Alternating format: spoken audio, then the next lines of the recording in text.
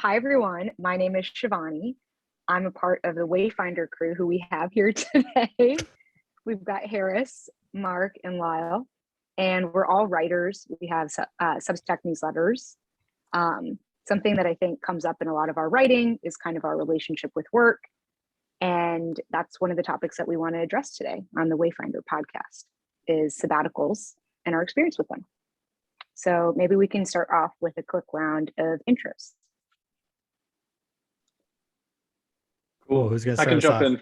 All right, Mark. Hey, everyone. My name is Mark. I've been writing with Wayfinder for a little over a year now. Outside of that, I work in tech. I've been doing software engineering and product for the last 5 years, most recently at a company called Lambda School.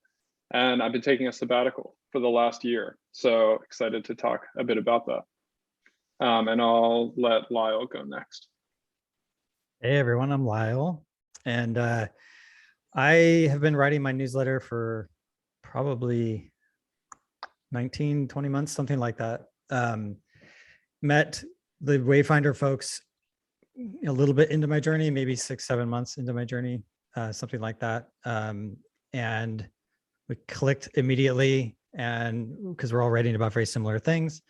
I tend to write like memoir style stories where I'm just trying to figure out what's going on in my life or things that have happened in my past.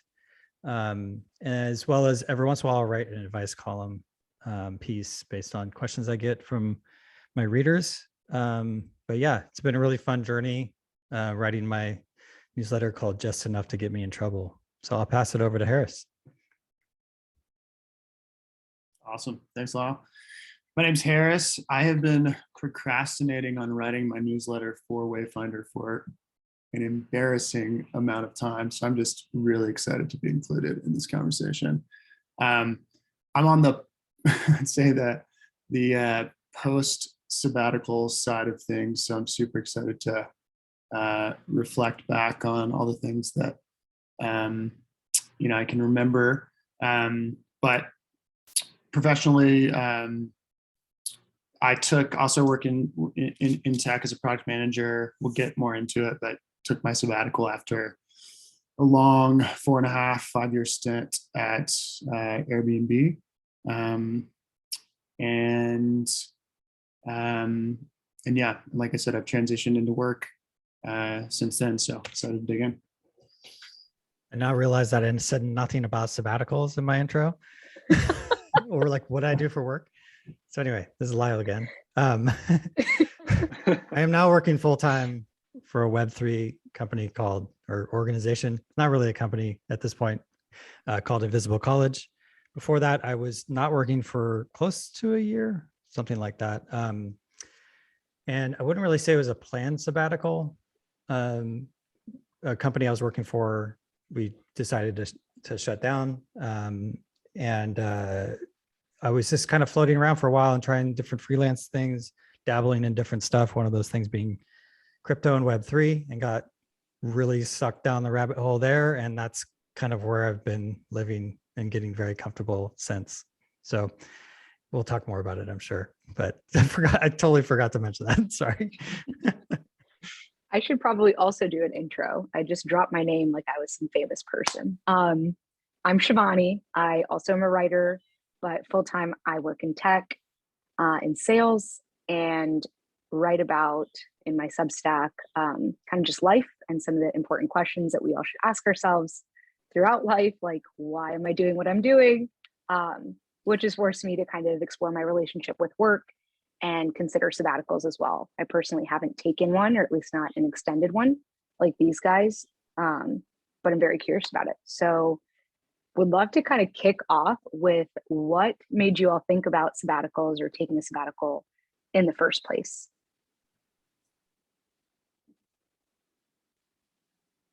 If we should start with Mark, because Mark's like, I think the one that had it planned the most, if I understand right. Is that right? Yeah, yes and no. I had been thinking about taking a sabbatical for a little while, like at least a few months, and I had actually started planning it. And then during that process, the company I was working for went through like a big round of layoffs, and I was included in that. So it was sort of something that happened faster than I expected it to. But yeah, that was like a little over a year ago, or a little less than a year ago. But when I think about what made me start thinking about taking a sabbatical, I think it was mostly just being burnt out, to be honest. I've been working at startups, like early stage startups, for 6 years, since literally since 2 weeks after I graduated from college. So after those 6 years, I was just ready to unplug a little bit, especially at the most recent company I was at. Things were like just very intense and very high paced for a long period of time. So yeah, I would say being burnt out was a big part of it, and then also just wanting room to explore and try out some new things like writing. And I'll pass it to Lyle next. Yeah, I mean, like I mentioned a little while ago, mine was less planned. Although, I don't know. I mean, I feel like I had been thinking about it for a long time. Although it's funny because I never used the word sabbatical to describe what I did.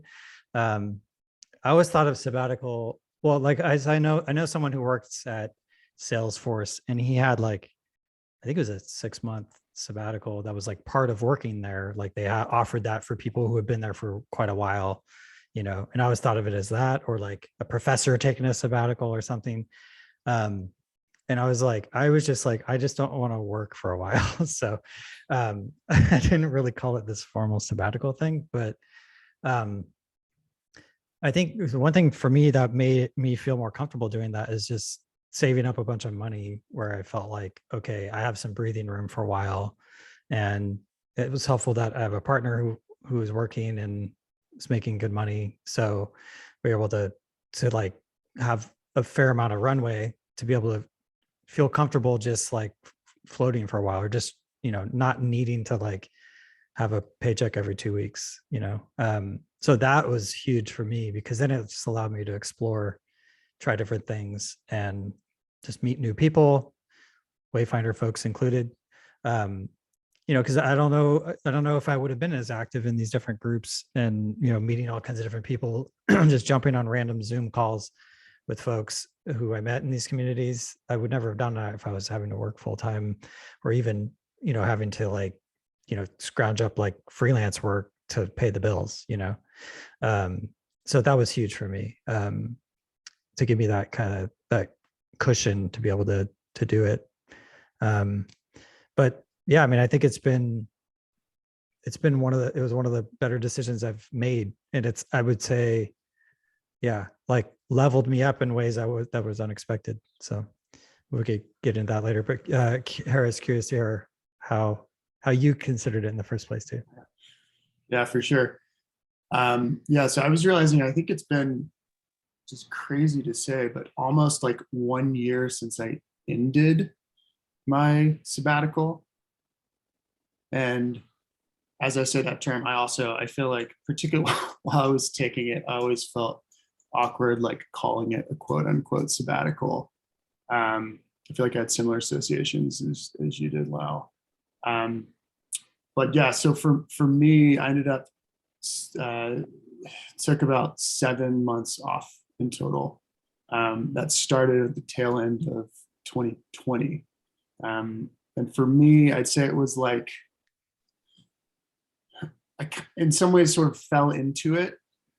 And then we can get into a little bit more about, I think we'll talk about how we spent the time, but I think once I was in it, I would say it was fairly planned and like intentional and committed. But for me, I'd spent a bunch of time sort of working in tech, an early stage startup or two. It's been a long time, about 5 years at Airbnb.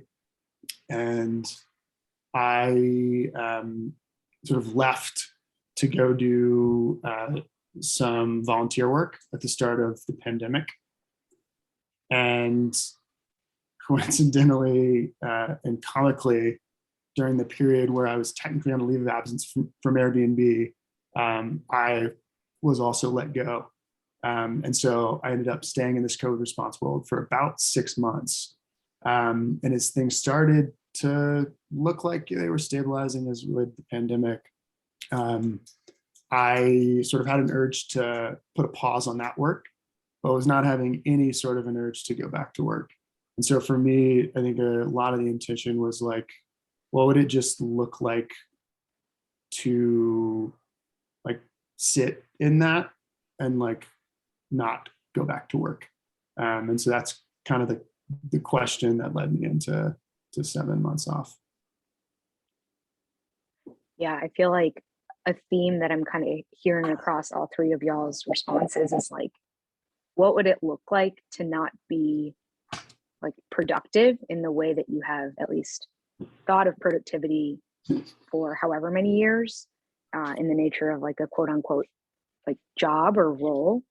And I think the coolest part about sabbaticals, from what I've learned from you all, is kind of how your understanding of productivity or even just of work and your relationship with work really changes. One of the things that I always like think back to is Tim Ferriss and how he talks about these like mini retirements. And I've always thought that was a really cool idea. I was able to test one out a few years ago. Between jobs, I took 2 months off and I just traveled. And it's really kind of crazy to see how your mindset shifts for how a day needs to be filled when you're not on this like I don't know what to call it, towards running this rat race, you know? So I'm curious to hear how y'all's relationship with work and like how you thought about work evolved kind of through the process of your sabbatical. Mark, I'll jump to you first, since you're kind of still in that sabbatical period. Yeah, that's a really good question.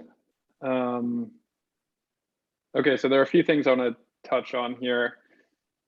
I guess pre-sabbatical, I think a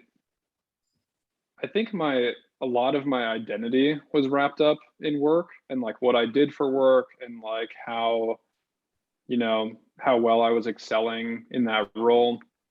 And I think all that stuff is still super important.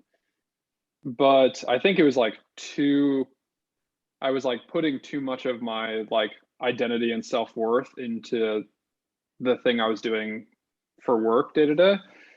And post sabbatical, I feel like that relationship is a lot different. Like, and that sort of happened like gradually over the last year, I would say. But now that I'm starting to interview at new jobs, I think work just has a different, I think my relationship with it is just going to be a little bit different. You know, it will still be a huge part of my life, and I think I'll still take it very seriously. But I don't think like the ebbs and flows of like how the company does are going to be impact me quite as much as they have in the past. And that feels really good. It feels really like liberating to feel this like sort of internal sense of buoyancy that isn't related to like how I'm doing at work or like how the company is doing, etc. So yeah, and I think that happens a little bit as a result of just having time off and getting a new perspective on work, and like the role that I wanted to play in my life. And then also I think writing has also helped with that a lot. Both writing as like a forcing function to make me wrestle with questions like how do I want to, like what relationship do I want to have with work? But also writing itself, like having this own sense of like, I don't know how to describe it other than like buoyancy, but there's a sort of sense of like meaning and purpose that I found in writing that I used to find in work. And that I think has made it a lot easier for me to have a healthier relationship with what I'm doing day to day. Yeah, can you comment more on this like identity piece, of like how work maybe was a larger piece of your identity? Are you saying more like you identify more as a writer now, and so it's creating different space for that in terms of like how you think of work, or like basically, do you think of writing as work, for example? And is that just more of your identity now, or is it something else? Yeah, I think it's that I feel like my identity used to just be my job. Like I was just a software engineer or I was just a product manager. And that was like, yeah, just how I identified myself and how I derived my own sense of self-worth of like, where do I work? How well is the company doing? How am I perceived by people I'm working with? Things like that. Yeah. And now I feel like after this sabbatical year, that has sort of broken into like a bunch of different pieces of my life where work is still important, but like writing is something else that I find like a lot of meaning and purpose in. Relationships actually have become like way more important to me over the last year, which sounds so obvious, but I didn't behave that way before. Like I didn't give my relationships nearly enough time and effort as I should have. And now they're like a much bigger sense of, I derive way more meaning and purpose from them than I used to before. Yeah, I think that's something that like maybe impacts a lot of us. Like we think like relationships are important. Of course they're important. But I know this is something we've talked about before where like a lot of times when someone asks you like, tell me a little bit about yourself. Like you're not saying like, oh, like I enjoy taking long walks on the beach and I love meditation. You're usually saying like, I am a blank, right? Like I'm a doctor, I'm a teacher, whatever. And so, yeah, I think this identity piece and how much of our jobs like take over the identity is um, definitely something that you need to kind of take a step away from to come to terms with like, well, what else, like what else makes up my identity and what are the other areas that I find worth in? Harris, for you, obviously you're a new parent.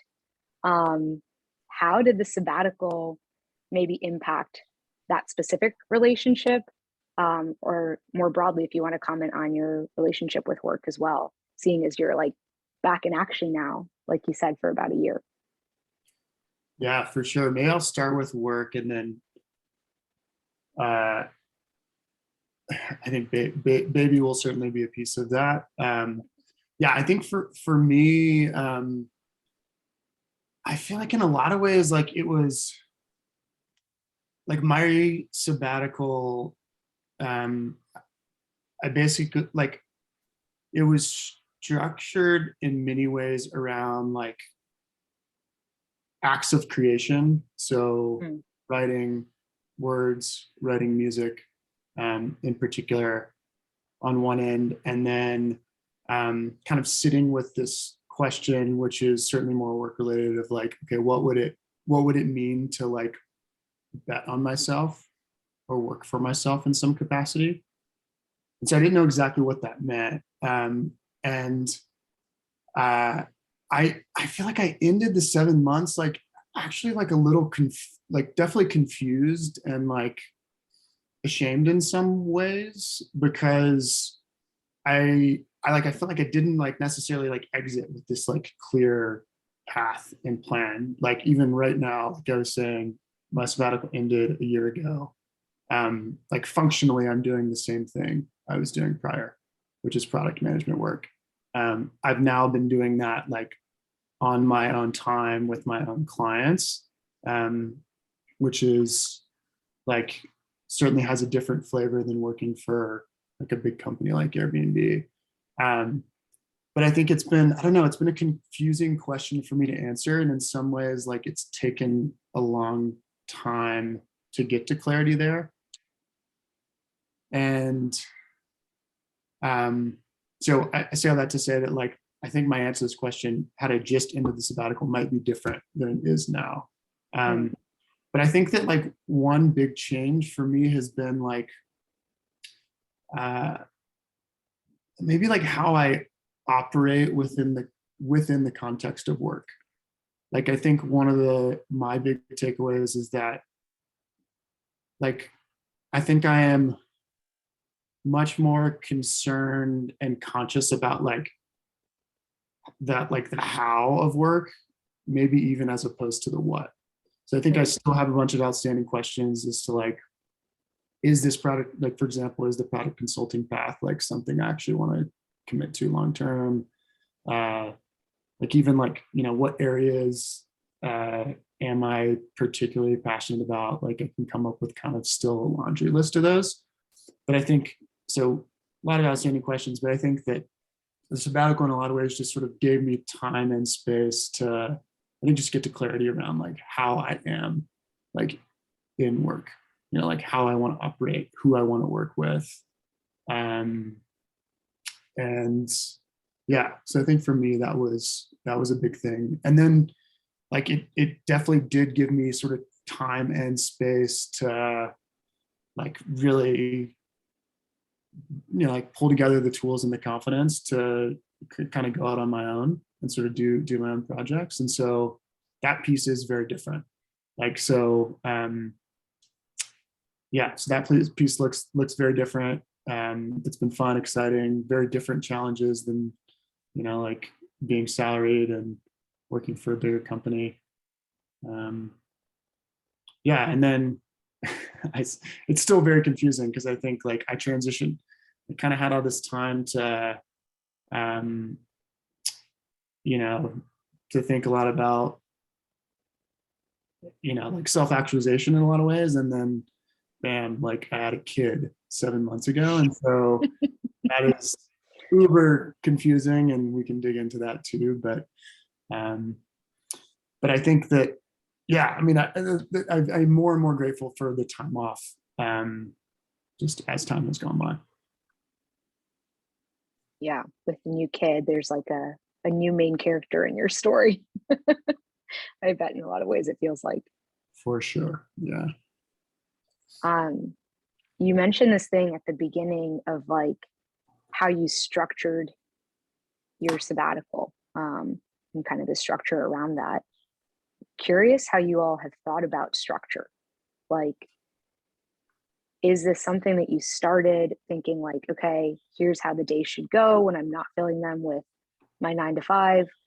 Or did you let yourselves kind of explore a little bit more? Maybe Lyle, if you want to kick us off on this one. Sure. I'm generally terrible at planning. And I don't know, I shouldn't say that. I have routines and stuff like that I get into, but during that time, during the time I had off, I almost like purposely didn't have that beyond stuff like with family, like we have our morning routine with the family, and things with my daughter are very nice because of just the nature of her like disability and stuff. But as far as like work or like even just, yeah, like that exploration period during my sabbatical time off, I wanted to keep it purposely pretty fluid and explore different things and get involved with lots of different communities and meet new people, because not only would that just be kind of like enjoyable, because especially like I was curious actually, because I think both Mark and Harris, I believe, like, or maybe even all three of us, like timing around when we did this stuff had probably something to do with the pandemic in some way. And because that was definitely when I started thinking like, I'm going to write more, or like, what do I want to be doing longer term? And like, and then that led me down the path of like, do I really want to be doing this, like account management job I was doing at the time, where it's like, trying to make commissions every month and it's like a grind, like, do I really want to be doing that? Kind of along the lines of what Harris was talking about, where it's like not necessarily, well, I guess partially the what that I'm doing every day, but also the how, right? And so, yeah, so I wanted to have that time to just kind of do whatever, do my writing every week, connect with lots of new folks, and then, just see where it leads, and kind of almost like trusting the process, which is kind of a funny thing, even though it wasn't really like a well thought out process, but just the idea that like something will happen, like if I just am out there and meeting people and getting involved and trying different stuff, something will work out, or I'll find some path that makes sense. And that's basically what happened. I think part of it was, I mean, maybe you could call it luck or whatnot, but I think I think there's more to than just pure luck, because you have to be out there, like kind of like making your luck in a sense. And and then it helped bring more readers my way to my newsletter and stuff like that. And then me just sort of sharing what I'm going through each week help make connections with other people, things like that. So yeah. And the fact that everyone's so much more remote now, like working wise, I think was very helpful too, because it was like, let's jump on a Zoom and talk, that kind of thing happened probably way more than it would have prior to the pandemic. People were more apt to jump on a call and just chit chat for 30 minutes or whatever. And I made some great connections that way, and some folks that I talk to regularly now. And I think all of that kind of led me down that path. I feel like I've like totally lost sight of what the original question was because I've been rambling, but but I guess it was like about like the plan, like how I structured my days. I think beyond just like family stuff and like, being there for my wife and my daughter and my stepdaughter and that kind of stuff for other extended family. Beyond that, it was just like pretty much just explore and do whatever I want, which felt very good, and I think I'm very grateful for that time that I had. And now with working full-time, I think I've even taken a bit of what I did then and wanted to translate it into what I'm doing now, where there's certain things where I'll just straight up say, I'm not the best person for this because I don't want to necessarily be spending my time doing things that are, I mean, with any job, you're going to be doing some things that you don't really aren't necessarily fun, but there's things that have come up in this job where I've gone, you know what, I'm probably not the best person for this. And like, just being okay saying that and finding someone else to help with it. We have lots of people that want to help out, thankfully, with this Web3 project, but just like knowing that about myself and being okay with just saying no to something, that's pretty empowering. And I don't know if I could have done that, like if I hadn't taken that time off to just go like, what do I actually want to do, and lean into that. Yeah, I feel like in a lot of ways, the way that you kind of talked about the structure around your days and even like this job now, there's like a pretty good sense of like intuition maybe and like trust in yourself that you maybe already had and continue to develop throughout the sabbatical. Like, not gonna lie, the idea of like having a completely unscheduled day for an indefinite period of time seems like really intimidating to someone like me who is such a planner. And like, my Google Calendar is like work block, personal block, work block, personal block, like every hour is kind of accounted for. And so, in thinking through a sabbatical for myself and like what that could look like, it freaks me out to just have a completely empty calendar that just says explore, like go where your heart is, whatever. Did anybody else feel that way when they were starting theirs? And how did you work through that, if you did? Yeah. I can jump in here. That resonates so much, Shiv. I definitely felt exactly the same way, and I tend to be a planner too. And okay, so a few things here. So the first thing I would say is what I wish I had done, something I wish I had done earlier, like when I had just started my sabbatical, was like go somewhere.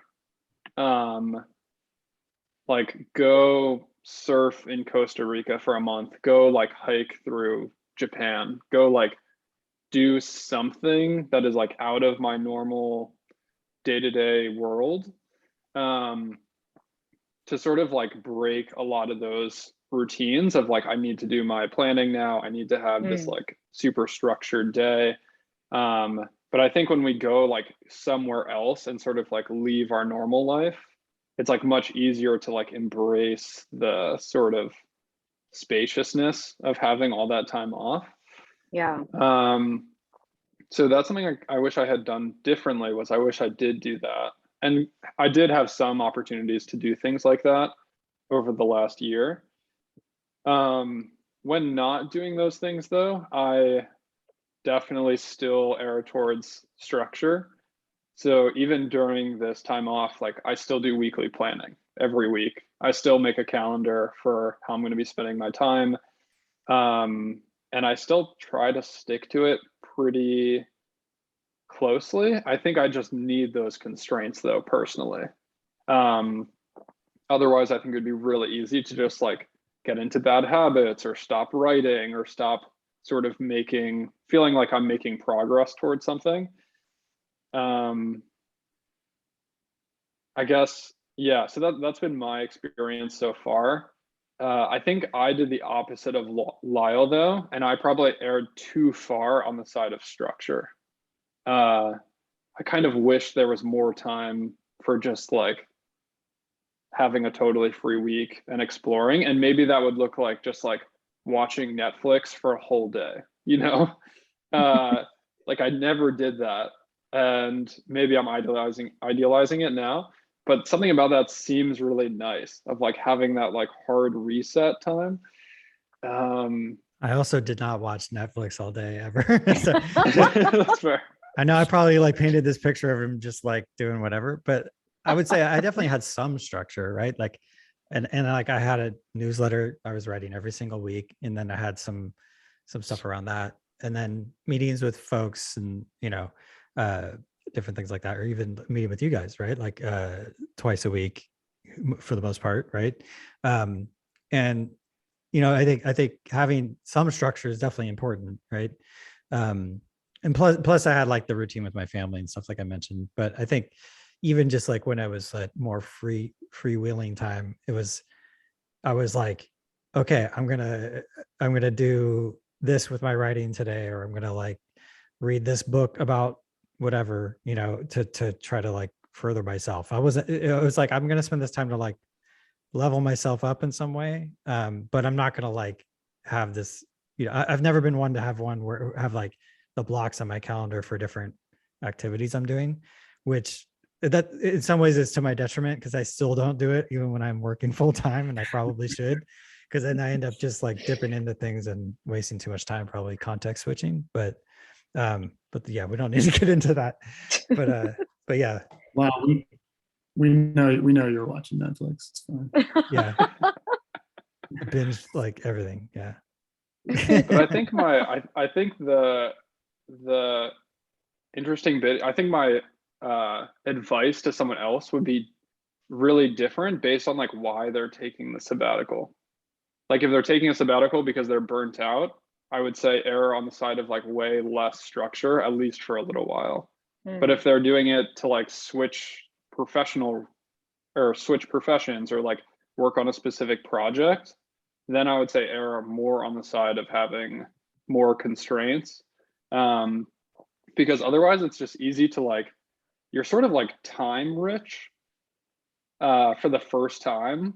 Like if people say money is time, it's like suddenly on a sabbatical, you have all this time, and it's kind of easy to just like waste it. Like there's no urgency to really like work on anything any specific day. So I think for people who are like trying to achieve a specific goal or like work on a project, for those people, I would say like try to create constraints in your life. Not too much, but like just to make sure you're making progress each day, because otherwise it can be easy to just sort of like float through your sabbatical. Yeah. I think one thing to add is one thing I did for mine, which I appreciated and would probably do again, is just kind of like, to your point, Mark, like set out some operating principles, which were super helpful. So I could just I have like a full-fledged like roadmap for mine, which I'm not sure if I would recommend. It's a fun exercise for a product manager, but like things like create more than consume, do more, plan and introspect less, like follow your energy and curiosity, and like having those types of things top of mind, like I do feel like were helpful to kind of guide, and in many ways like served as like intentions in some way. certainly didn't tell me how to plan out my day, but yeah, I feel like a lot of what you guys say resonated. I feel like there's definitely a risk of like over planning a sabbatical to the point where it's just completely counterproductive.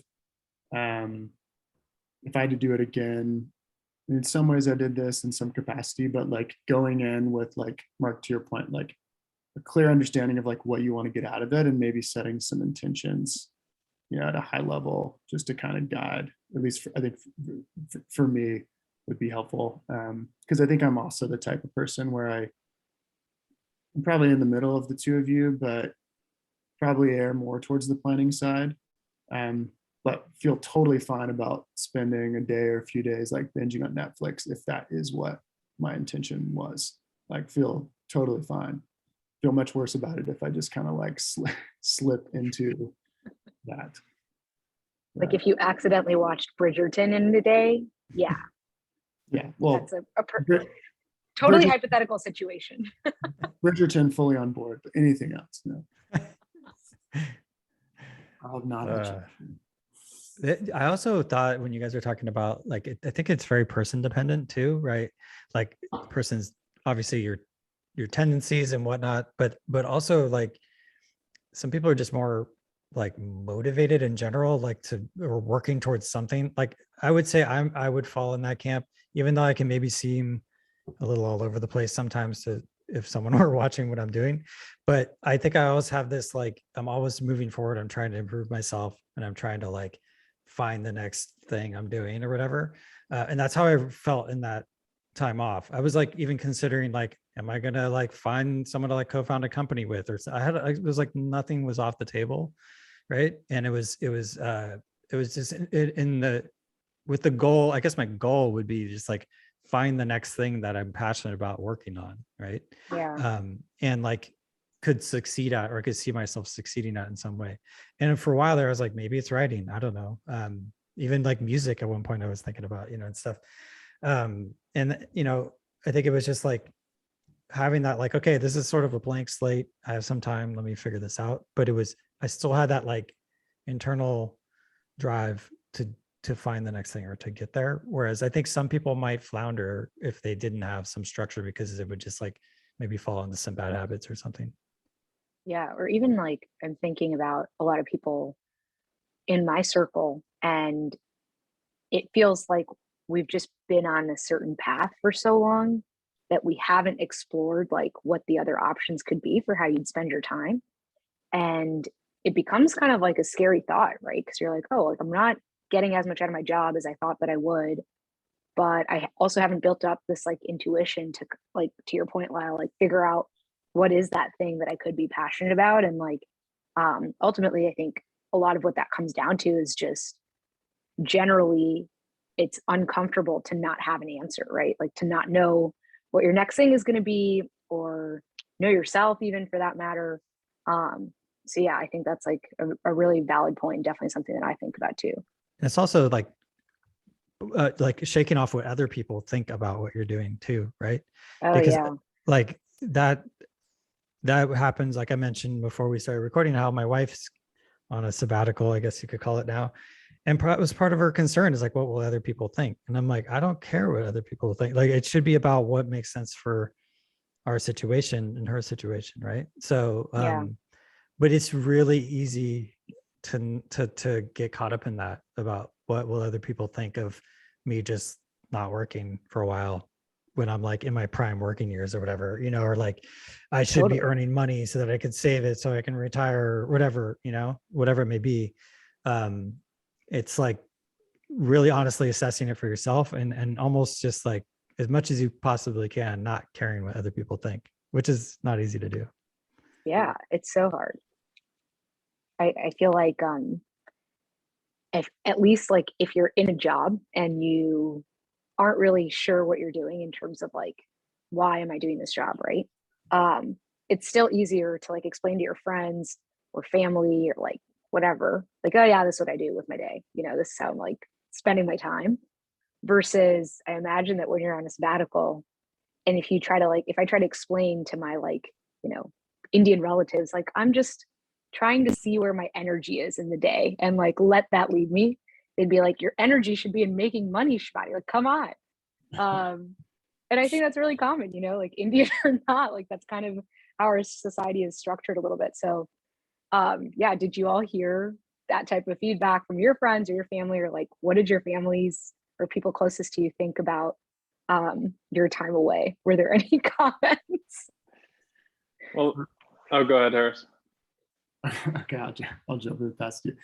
Yeah, I mean, for me, like I can viscerally remember like multiple moments and inflection points where, you know, I would even be like common conversations like with my mom and just like sort of the simple question of like, well, how's work going? You know, like while on sabbatical, and like, you know, and it's a completely benign question, and she had sort of no sense for like how triggering the question, you know, potentially was to someone. For sure. I remember rolling off just like multiple calls, and like running to to my wife and anger, frustration. Yeah, it's like, but yeah, I think for me, like that happened a lot. Sometimes it seemed like deliberately, sometimes not. But it was like, yeah, I think it's tough to like. I feel like if you're the type of person that feels like you need to like justify actions in some capacity, or at least have some sort of rational justification for them, which oftentimes I fit that bill, it can be really hard to like concoct that, right? And then I think as a result, like it can also sort of impact your own personal commitment to the pursuit and the time off. And so I think it's like super important to like, to the extent that you acknowledge that that's going to be something that might impact you, to like get ahead of it, be honest with yourself about it. Like I started working with a coach deliberately so that I like would not give up on the path. Anyways, Mark, I'll pass it to you. Cool. Yeah, so much of that resonates with me too. I think, well, I guess the first thing that comes to mind here is just like that we all work in tech. And I think this is a very underestimated benefit of working in tech, is that there's not this like huge taboo around taking time off. And I think things would be really different. Like if I worked in consulting or finance, my understanding is that like you kind of just like can't take a year off. But it would be like a really bad look if you did. But in tech, it's kind of just like the opportunity cost of your time. And that's the only real downside, is that you're not making money during that time. But I don't think that there's this like huge, yeah, like taboo around it where it's going to impact future job prospects. So I guess that's one thing I would say. But the interesting thing is that when you say like, oh, I'm taking time off, I think a lot of people would like assume something is wrong. Like that's been my experience at least, or people are like, are you okay? Like what happened? And it's so funny because, you know, after being off for many months now I think about it and I'm like, it's kind of insane that that like the norm is to get a job after you graduate and then just work for like 40 to 50 years nonstop. I think about like my grandfather, like he started working at a department store when he was 17 and he retired at like 65 from that same department store, and like never took more than like a week off, you know, like he worked at one place for whatever 50 years. And I think in many ways, like that sort of mindset, it's obviously different, but there's still this mindset that like you should always be working or something is wrong. And I just think it's really funny now. Like it's kind of wild. But yeah, so I guess that's the second thing. And then the final thing I would just say is that being asked like when you're taking time off and people say like, oh, what are you doing with your time off? There's this assumption of like doing, like you took this time off in order to achieve a specific objective. And I think at the beginning, it made me like really uncomfortable answering that question. Same as you, Harris. And I think in some ways it still does, but I've been trying to embrace just like the uncertainty of it and just be like, yeah, I'm just taking some time off. I'm exploring a few different things. I've been writing a lot, reading a lot,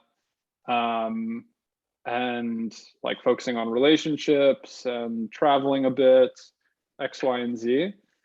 And just kind of like letting that out, you know, just like being honest with the uncertainty of it all.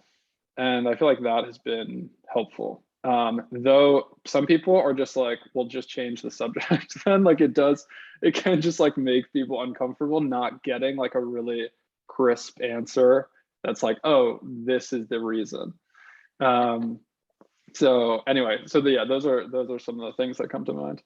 And Lyle, I'll pass it to you if you have thoughts on this. Yeah, a couple things came to mind.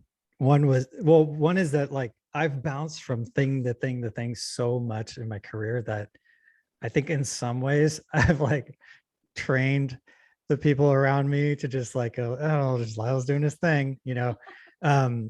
Like I remember having this conversation with my mom and I was like telling her, I'm like, yeah, I'm gonna just like take this time off and try to figure out. She's like, well, I trust you'll figure it out. She said something like that. And I was like, oh, that's actually really nice. You know, like it's Must I be don't have nice, to, man. Must be nice to get that feedback from your yeah. mom. She's had decades of this already. So we're going to say Harris. We all needed Lyle's mom during the. Yeah. Totally. She's pretty chill about it, which is nice. But I would say like with my wife, it's been trickiest. I think I remember counting or something. It was like, I've had like something like 6 different jobs or something since we've known each other, maybe more. And then if you count even little freelancing things, probably much more, right?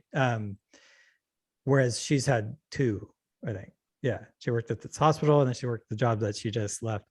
And that was it.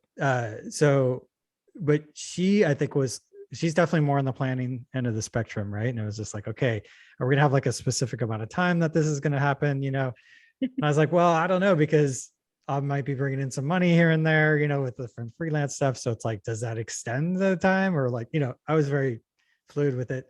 And yeah, I think her wanting to have like me have more structure than I wanted to have, there was a little tension there. And we had some tougher conversations around that type of stuff, you know, where I probably could have, you know, been more upfront about what I was trying to do. But other than that, I would say it wasn't too bad. You know, I think for the most part, I think you hit the nail on the head, Mark, where it's like, we're in tech and most people you mentioned it to are just like, oh, cool. You know, like, oh yeah, I'd love to do that at some point, you know, and it's like, it's not weird anymore. I remember even talking to one of the founders of Foster, Dan Hunt, and he was saying how even like this like stigma around, you know, like taking a sabbatical, or even like even crazier things like dealing with like mental health issues or substance abuse and different things like that can occur, right? Like I feel like people in this industry generally are more accepting of like, oh, someone's trying to figure this out. That doesn't mean they're like a bad person or they're not going to be good at their job or they have no, like their career's over or anything like that. It's just like, we're all human. We're all, you know, have our faults and we're, you know, we're trying to figure our way out in the world. And I think part of that's also like in the tech industry, there's just so many companies that need help, like, you know, with high quality people in these different roles that, you know, there's always new positions opened up and stuff like that. So it's like, you know, it's one of those where like, if it was a way more competitive industry to get into a job or something like that, it might be different. But yeah, I think that's a huge factor to like making it feel like less of a big deal to take this time off. Yeah, that makes sense. I think like it's kind of a luxury in a lot of ways. Like, or a privilege, right? Yeah. yeah, exactly. Like Mhm. if I'm like thinking of my brother, who's a surgeon and he's in residency right now. And even though he's a physician, right, and he like works in healthcare, if he were to say even like, oh yeah, I'm going to take some time off to like take care of my health, like that's not allowed. Like that can't happen, you know? And that's probably the case in most jobs outside of tech. I think like part of it too, for like the value of a sabbatical, and you guys kind of mentioned this, is like it reshapes the how, right? Like you come back from it maybe stronger, or like at least at the very least with a different perspective than you did before. And so even if you were coming back to like the same job or a similar type of job, the way you'd approach it could be different. I'm wondering if you guys have felt that way, or Mark, even as you're like interviewing for positions now, if you're thinking of that, how you'll actually do that job differently. You know what I'm saying? Harris, I'll pass it to you to comment on that. Yeah. And kind of just the question around like how I've approached work differently. Yeah. Like how has it changed? Like you kind of mentioned you're doing a similar job as you did before, but in a different way. So how has it changed? Yeah, I think for me, a few things. And like, I'm still, I'd say, very much experimenting with this, sort of a year into having transitioned back and trying to wrap my head around it. But I think like on one level, like I think just the frame has changed, in that, yeah, I think I mentioned it earlier, but like I am just thinking much more about, just like not only what I potentially want to do, but how, right? And so I'd say just like considerations around like the shape of projects and the types of people I'm working with, and potentially working so I think like those types of things I think are just different, and in many ways just like weren't things that I could have considered, right? Like in 5 years working at a place like Airbnb, I'm sure if I were to go back, I would even approach that situation much differently. So I think that frame is very different. And I think another thing related to that is like right now, at least currently, like I'm just a little less concerned about this. Well, I was gonna say the substance of the work, but like let's call it the what. And what I mean by that is I think I like exited the sabbatical like really wanting a bunch of clarity around like the things I was super passionate about. Whether or not that was like companies in a certain space, or would love to have exited and been like, super passionate about like, oh yeah, I'm going to go, full-time writer, or do something that was like totally different. And like, I think the reality is like, maybe that will come, but I had not made it to that point. And in some ways it was really nice to just kind of like go through the process to realize that if that thing's going to happen, that type of thing's going to happen, it's just going to take a bunch of time. And so for the time being, like definitely still trying to get a bit more signal around the what, but I'm just like not as concerned about it. And I'm sure there are a bunch of other factors that are contributing to that, like child being one of them. So I think like those are two things in particular that I would say changed. What about the how around the creating or the exploring? Has that changed at all for you all? Like taking time away to write or make music, whatever that the case might be, versus like me right now, I'm writing, but like that's only a part of my day or part of my week. How has your writing changed, if at all, through having the time? I'll pass it to Lyle to comment on this one first. Well, I feel like my writing during the sabbatical, I spent more time on it probably, but it still was like, I wouldn't say the main thing I was doing. I think I knew myself well enough, like going into it that I knew I wasn't going to be like, I'm going to write all day long and like produce all this amazing work, because I just don't work like that. And it kind of gets back to like what I said earlier about how like if I had more structure of a day where I'm like, okay, I'm gonna have like this big block of time where it's just writing or whatever, I might get more done technically, but I kind of like being able to just bounce from thing to thing a bit. And then I almost always tend to do my writing in the evenings, because that's when like my whole family's asleep basically, and the house is quiet and I can kind of just do whatever I want. And I'm a night owl anyway, so it's like that's my like creative time, and that's what I was doing before I was on the time off, and then that's still what I do now. Although I would say now I'm also like doing some work during those hours sometimes, so it's like eating a little bit away from my creative time. And so I've been doing some more like last minute writing for my newsletter, which not I need to rectify that a little bit, but I think not much changed as far as creative work goes for me. I think at one point I did have this idea of like, okay, I originally went into this whole newsletter project with like, I'm going to write a book, like a memoir. And I launched the newsletter because I was like, well, I should have an audience of people who might want to buy this book. So I should do that first. And maybe I could write chapters as newsletter posts. And I've done that here and there.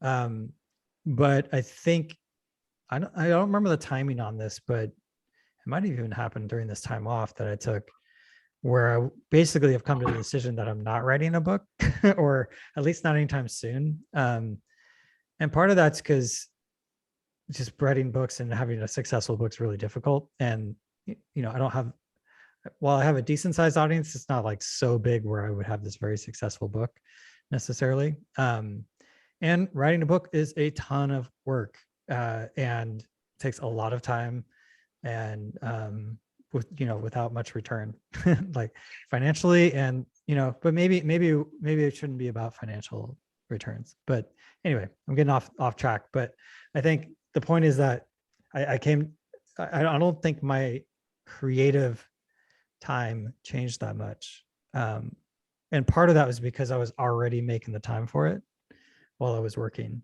And I think that's important actually, because it feels good to make that creative time for myself. And that's been a huge improvement in my life in general. Since I made that intention of like, okay, I'm going to write something, I'm going to publish something every week, regardless of what's going on in my life, and I have a bit of a wild and crazy life when it comes to like, my family and my daughter. It takes a ton of energy and time to take care of. But I was like, I'm going to make the time no matter what to do this. And that's been a huge, huge help for me, just on a personal level, just like mental health wise, even, and being able to process what I'm going through and stuff like that. So I feel like I was already like doing that work in a good way. So that helped. So I just kind of kept doing that same thing. That was a really long way to answer that question. Sorry. Anyway, I'll pass it off to Mark. Same question. Cool. If you remember what the question is after I read it. I think it was, I think I got it. I would say taking time off, it did change the amount of time that I could dedicate to more like creative pursuits. In my case, that is basically just writing. But it didn't change it as much as I would have expected. I think there's something about like when I was working full time while I was writing, I knew that in the morning, it's like I have an hour, maybe 90 minutes tops to write, and like that's it. And then the rest of the day is accounted for. So it was kind of had those constraints were kind of helpful in a way where I was like, okay, I need to like sit down and like focus and put my phone away and like make the most out of this like 60-minute period. And since I've been taking time off, I definitely write more, but I would say I have like 10 times the amount of free time, and I probably write twice as much. Like I probably write for 2 hours a day instead of 1.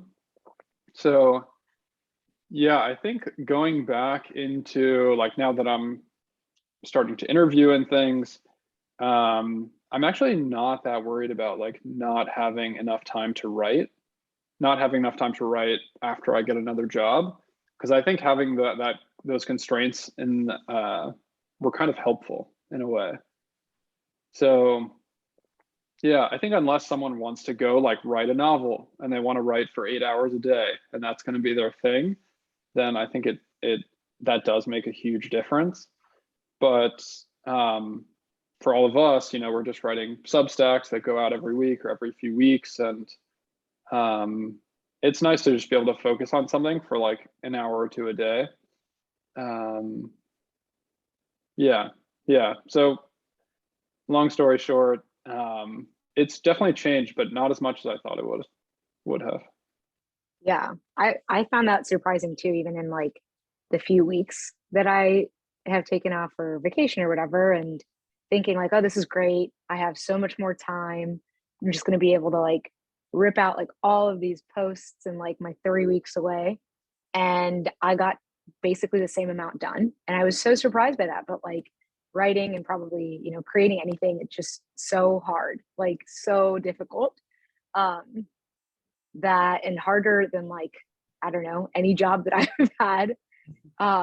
That it's like crazy to try to do it for that many hours straight. Whereas like if you're working, you know, yeah, you can literally sit at your computer and I don't know what you guys do, but I like just click clack on my computer all day. So Yeah, totally. yeah.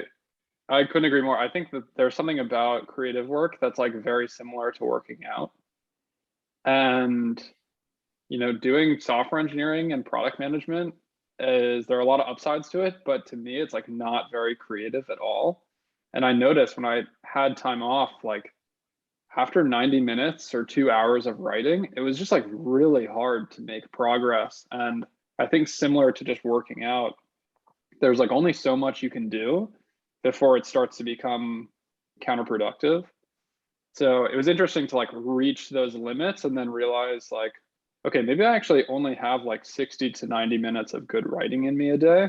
And then that there's like a nice optimization there of like, okay, then knowing this, I can like plan the rest of my day accordingly. Yeah. Yeah, that resonates because I've even heard other authors talk about that, or even prolific authors who say that it's just like about writing a certain amount per day, and then, you know, maybe it's a certain amount of time that works for you, or maybe it's a word count or whatever. Even this one writer, Susan Orlean, just wrote about this, and she was just like, it's the dumbest thing, but she's like, I just wrote 1,000 words a day, and it was like, boom, I cranked out a book way faster. And it was like, she didn't get so hung up on like, am I doing good writing today or not? Or, you know, and she's a professional writer, you know, who has, you know, multiple, well, you know, acclaimed books out in the world, and who just like almost recently figured this out, you know. And it's like, for a while there, I was going off this, I had heard an interview with a writer and said just like, who just says 200 crappy words per day was the quote, right? And so I was like, okay, that's like very easy to do, right? 200 words, you know, and especially if you don't care how good they are, it's very easy to crank that out. And if you do that every single day, like it all compounds, you know. And so then over time you feel like, oh, I actually have something here, and I can then go and refine it and then publish that, you know. And I think I was probably better about that like this time last year, you know, where I was like every day writing my 200 words, so that when I did have my published day, it was like, oh, I had something much more polished, even if I didn't get editing help or whatever. But lately I've been not doing that as much. So it's like, I don't know. And part of me is like just wanting to be okay with the ebb and flow of things creatively, but still keeping to my deadline has helped me a lot, from my weekly deadline. But yeah, I mean, that resonates what you said, Mark, where it's just like, maybe when I have more time off, it didn't necessarily meant I was like, oh, I'm going to like increase to 1,000 words a day. You know, it's like, I just still stuck to the same thing. And some days I would write like 2,000 words. Other days it'd be like, am I at 200 yet? Can I stop? You know, like I'd be checking it, honestly, like pulling out the word count thing in Google Docs,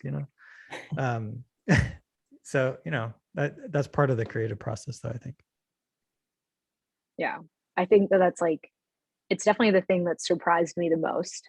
It's like time does not equate to like more productivity in like that certain domain or whatever. Were you guys surprised by any other things on your sabbaticals? Like, what did you expect to happen that didn't happen? Or vice versa? Well, I can jump in. Yeah. I mean, I think the one as I'd already mentioned is I think I expected to come out of the sabbatical with more clarity. And like I came out of it with like a bunch of signal. Right? Like maybe a little less noise, or maybe still the same noise, but just some like, some new signal. But it wasn't like I exited after 7 months and I was like, okay, let's go on to the next thing. Like I still feel like my life is extremely experimental now. But yeah, and so I'd say one of the benefits is I think I just exited sort of with that mindset. And so it had been a long time since I'd been more actively using it. The second thing that was surprising is like, I did 7 months. I know, I think Lyle, yours is longer. Mark, yours is definitely longer, a year. Like even 7 months is not that much time. And so I think that's one of the interesting things is, and I don't think I've ever heard anyone say that they had enough time. So I think that was like definitely another big surprise. So I'll pass it off to other folks and maybe some more stuff will come up for me. So funny because I remember when I was starting to take my sabbatical was right when you were finishing yours. That's right. And we had a bunch of conversations about it. And I remember you saying like, yeah, I haven't worked for 7 months. And I was like, holy shit, you haven't worked for 7 months? And like, to me, I couldn't wrap my head around it. And now I'm like, your sabbatical was only 7 months? Like how did, and it just feels, I mean, for me, it's been almost a year and it's been the fastest year of my life by far. Despite being like, quote unquote, like less busy than I've ever been. So also what you said, like expecting to come out of it with more clarity, that resonates so much. I totally agree. I think I expected to come out of this with like that. I expected that at some point there would be like an aha moment where I was like, oh, I actually like want to be an astronaut. And like everything would become clear and I would like go to astronaut school if that's a thing and like go work at NASA. And it's like all the puzzle pieces would just like come into place and like the path would be laid out in front of me. And like the more time that's gone by, the more I realize that that's just not the case. And I honestly don't know if that will ever be the case. But for me, the biggest thing that I've taken away from this is like the value of experimentation. And I think it's for the same reason that you said, like getting signal on like, oh, I actually gravitate towards this thing that I didn't really know about. So for me, that's like writing and meditation have become like 2 huge parts of my life this year. And it's like, oh, I actually really enjoy this. Like, I think I'll probably write in some capacity for like the rest of my life. And like meditation, like, oh, I'd actually really love to become a meditation teacher. That would be amazing. And it's not necessarily like there's a ton of clarity there about like what that's going to be like or in what capacity. It's just like, oh, there's some signal here that like this thing is important to me. And worth pursuing. So those little like nuggets have been really helpful. But again, I don't think that there was never this like moment of clarity. And I think for me, I'm going to do the same thing that you did, which is like go back into product. And I think if I had known that ahead of time, I would have been disappointed. But now I don't feel as disappointed because there's like all these other things that I feel like I've taken away from it that make going back into product like less daunting or like more exciting. Yeah, so I would say that's the biggest piece. I think there are a few just other small things like I didn't realize that it would be as beneficial for my relationships as it has been. That's like been a really nice upside. I didn't realize how quickly it would become, how quickly I would acclimate to not having a job. That happens like almost immediately. And then the thought of like, you know, signing in and working normal hours becomes like a bit daunting. And I think the last thing here is just like, we're all like I was still in my own mind, if that makes sense. Like at work, I was like stressed and trying to optimize and really focused on productivity and like being the best or whatever that meant. And those behaviors like carried over into my sabbatical because like it was still me. And I think that there was this expectation that like I would become a different person, where I would just be like super carefree and like surfing every day and like, you know, my whole experience would be different. But there is an element of like, you know, you carry yourself with you. Like if you're like feeling stressed or anxious, like that stuff will carry over. But one of the benefits of taking a sabbatical is like the spaciousness to work on that stuff. And that's been really valuable.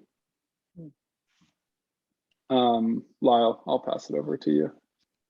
Yeah, a bunch of what you said like hit home for me. Like the part about like day one feeling like you just like get very used to it right away. Like, yeah, that I definitely had that experience. The other thing, I don't know if I would say this is surprising, but it just made me realize like how little work matters, if that makes sense. Like, or maybe like how little like the company you work for, the organization you work for matters in the grand scheme of things, right?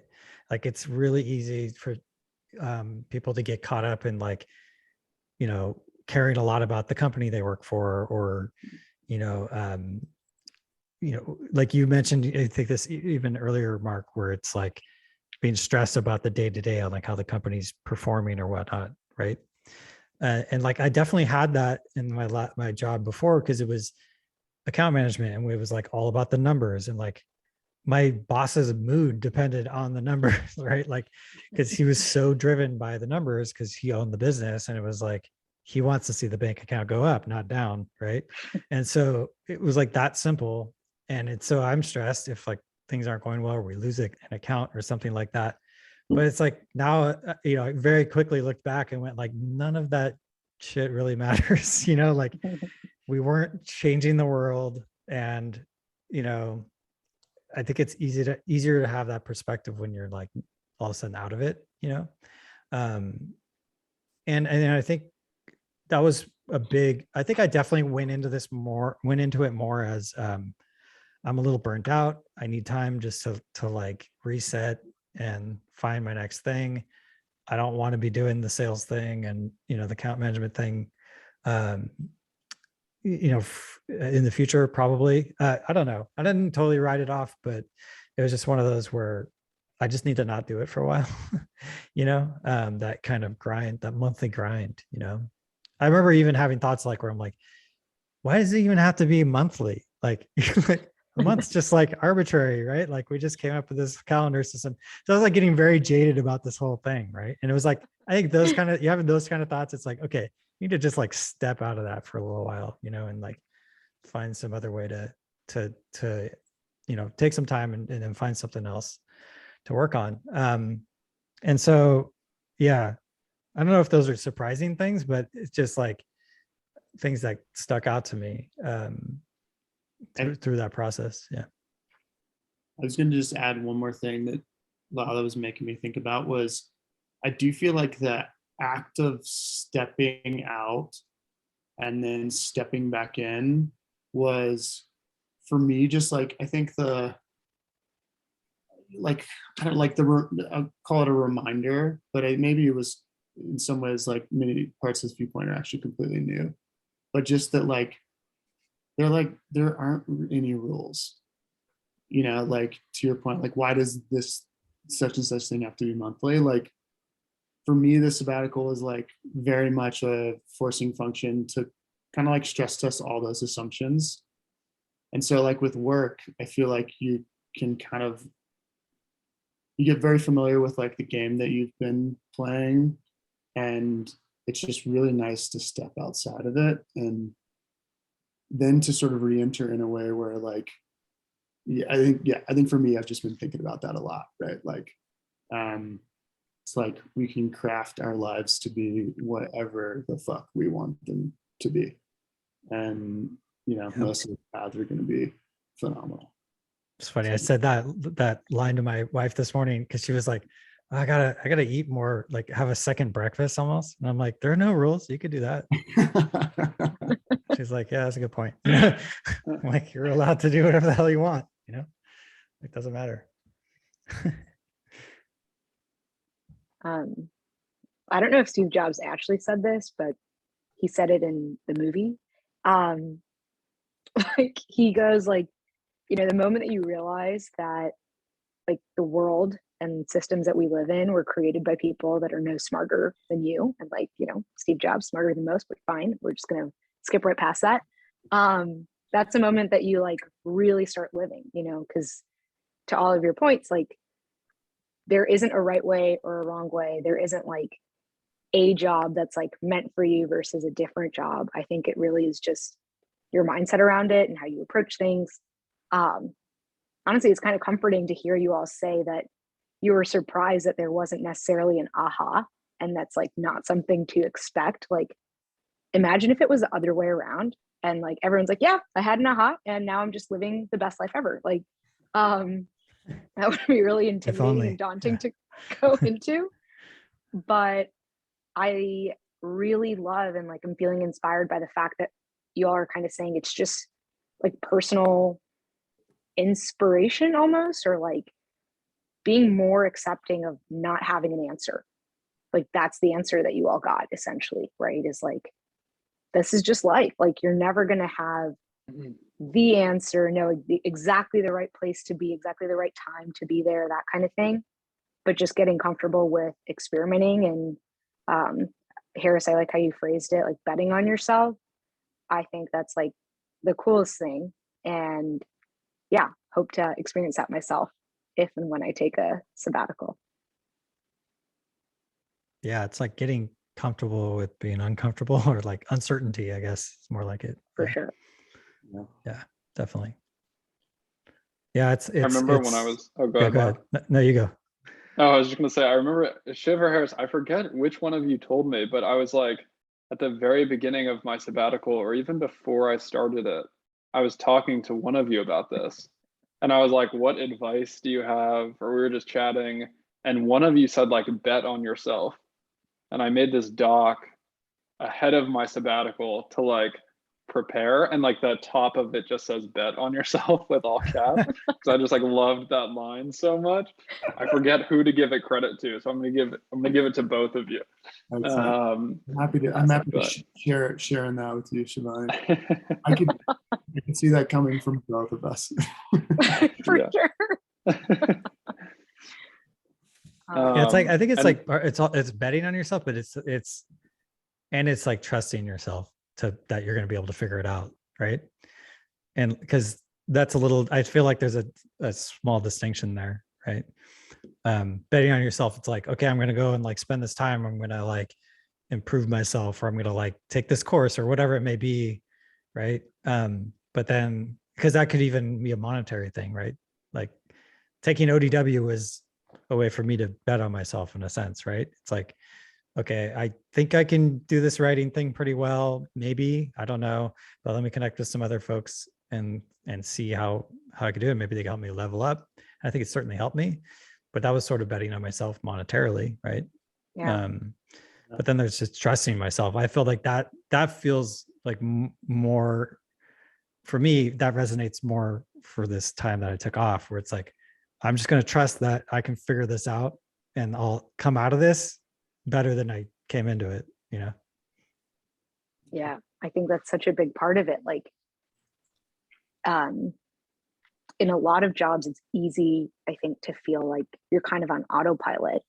And that has its perks in a lot of ways, right? Like, you don't have to have this existential crisis every day until you do. And I think like just running on autopilot for too long can just naturally diminish the trust that you have in yourself, right? Where you're like, what, like, why am I doing the things that I'm doing? Or do I actually care about this? What are the things that I care about? And being able to answer those questions for yourself, it's much harder when you don't have the space mentally, right, to discuss them with like friends like this, or so yeah, I like that framing a lot. Like, I think there is a distinction between the trust piece and like the betting piece, because the betting piece is almost like, am I prepared to do this, like financially even? And then the trust piece is kind of something that, at least I hope, or I think, it sounds like, develops over time. Yeah. Yeah, I mean, I that's think spot on. like I look at someone like you, Shiv, and I'm like, okay, you're like more successful than like 95% of people in the world. Like, probably, you know what I mean? Like you're part, maybe more, right? Like, I would say you probably in the top, like in the 1%, right? Like, in some ways, right? Because it's like you got Sure. this, like you did well in school, you got this great job, and you've been there for a while, and like you're making good money. You've like made, I would say by most measures, you're very successful, right? So it's like, you've done that, you have a track record of doing successful things. And I imagine you will continue to do that because that's the type of person that you are. So it's like, just almost like believing in yourself that you're going to continue to be the person that you are, and you're not going to just like, watch Bridgerton over and over all day. Right. Tough to say. Or whatever that other one that you mentioned, Ultimatum, the other day. Ultimatum. Oh my God. Jeez, just anxious thinking about it. Yeah, no, but you have a good point. Like, I think, and that's the thing that I struggle with most, is like, I recognize that I have very what's it, like, socially acceptable or like socially normative forms of success, like the job that I have and the money that I make. But in a lot of ways, it doesn't feel like that was this huge challenge that I had to like go through, or like self-discovery. It kind of feels like, oh, well, isn't that what we were all preparing for? Like, went through school, we were told it's really important, told it's really good to get a job and like get a good one. And once you like get to that and you realize like, wait, but what else? Like, this is it for the rest of time? Like, holy shit, I missed something. Like, what's going on? And so it's funny to me that you say like this success thing, because I think like that, like, traditionally, those things are seen as like very successful. But like, I think I look at your career path, and I've told you this before, and I feel like you are so successful. Like, you've had all of these almost like mini lives within your overall life. And to me, success is just having and exploring all the interests that you have, and gathering experiences, basically. And when I look at someone like you, I'm like, oh, that's the way that I need to, where did that go? And so, anyways, I think like even just understanding and redefining your understanding of success is like part of this sabbatical thing. At least it is in my head. Well, you have to keep in mind too, I've had more time on this planet than you, but no, but I appreciate you saying that. But I think it's funny because I'll look at it sometimes and be like, oh, I just like, bounce from thing to thing to thing and no clear path. Right. But I hear what you're saying. And I think it's interesting because one thing that came to mind when you were talking was examples of other people who have like been on some path and then they just like drastically changed because it wasn't working for them.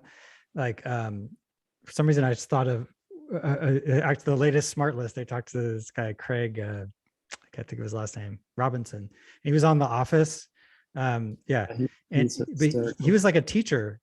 He was teaching like K through 8 for years and teaching music and stuff like that. And he studied music. I think he has like a master's or something in music theory. And so he was on this path. And then he was just like, you know what? Like, I'm just going to do stand-up. And he just starts doing stand-up and like makes this whole other career. Or even like the other, it's funny, I thought of 2 comedians, but Ken Jeong, that guy was like a surgeon and like, you know, had done however many years of school he had to do that to become a surgeon, was a surgeon, practicing surgeon for many, many years. And then he's just like did stand-up on the side. And now it's all he does for a living, you know? And I think he came to this moment of like, is this really what I want to be doing for the rest of my career? Like, how do, you know, in the meantime, he was like literally saving lives probably, or, you know, I don't know what kind of surgery he did, but closer to saving lives than I am. Right. But like, and he still had that moment of like, you know, having to make this drastic change or feeling like he wanted to make this drastic change, you know? So I think it's like, it's a very common thing. And I think it's like, you have that, like, I get the feeling that you have that drive internally where you're like, when you're going to set your mind to something, you're going to figure it out and be good at it. Well, thanks. I appreciate you saying that. Tear just rolling down my face. Lonnie, What's up? that on you. Mic drop. That's where the podcast ends. That surgeon thing is cool though. I'll run and tell my brother. Oh, that's right. Yeah. Is he feeling that kind of thing, or is he like love the work? I mean, the highs are so high and the lows are really low, as you can imagine. Like on the worst days, he's like, God, why did I do this? Like, why did I pick this profession? There's no real exit strategy there.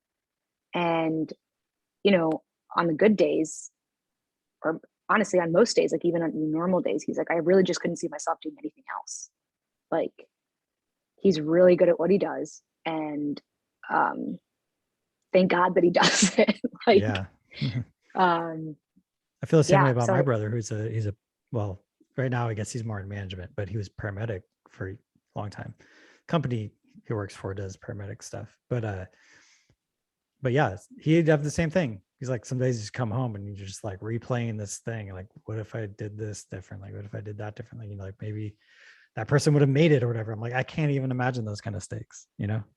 But he's definitely had those times where it's like, fuck, should I be doing this? Like, I should probably do something less stressful or, you know, whatever. So I think most people deal with this type of stuff to a certain extent, you know? And I was thinking something earlier where I forget who was talking about it, but it's like where like you spend this time off and you're trying to figure things out, what's happening next. And maybe you don't have this big epiphany or whatever, and that's fine, and being okay with that. But then also being okay with like, maybe a few years down the road, like you're going to feel that need again, right? Like, because people change, circumstances change.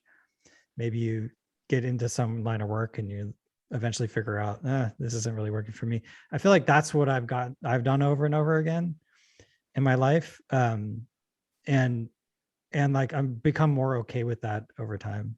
I think this is the first time I've taken like a really extended amount of time off though. Whereas usually I would have something else lined up or like be very close to having something else lined up. And so this was more like, okay, I'm not gonna have anything lined up, but I'm gonna trust that it's gonna happen, you know? And so that was how this one was different. But I think I was like more okay with that uncertainty than probably the average person because of like done it a bunch of times, basically.